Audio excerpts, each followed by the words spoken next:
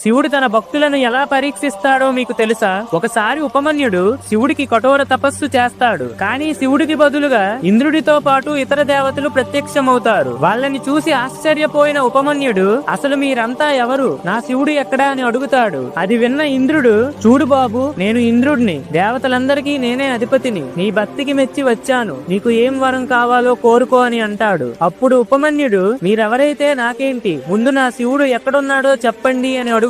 అది విన్న ఇంద్రుడు, శివుడు దేవతలందరికీ దూరంగా వెళ్లిపోయి ఒక పిశాచిలా శ్మశానాల్లో తిరుగుతున్నాడు, నీవు శివుడి కోసం తపస్సు చేసి ఏం లాభం లేదు అని చెప్తాడు. ఇదంతా విన్న ఉపమన్యుడికి చాలా కోపం వచ్చి, నా తపస్సుని భగ్నం చేసిందే కాకుండా నా శివుణ్ణి పిశాచి అంటావా, నీకు ఎంత ధైర్యం అని చెప్పి పక్కనే ఉన్న బూడిదను తీసి ఒక మంత్రాన్ని జపించి ఇంద్రుడి మీదకి ఒక అఘోరాస్త్రాన్ని వదులుతాడు. వెంటనే ఇంద్రుడి రూపంలో ఉన్న శివుడు తన నిజ రూపానికి వచ్చి, నిన్ను పరీక్షించడానికే ఈ రూపంలో వచ్చాను అని చెప్పి శివుడు ఉపమన్యుడికి పాల సముద్రంతో పాటు ఈ రోజు నుంచి శివపార్వతులకు కొడుగ్గా ఉండే అర్హతను కూడా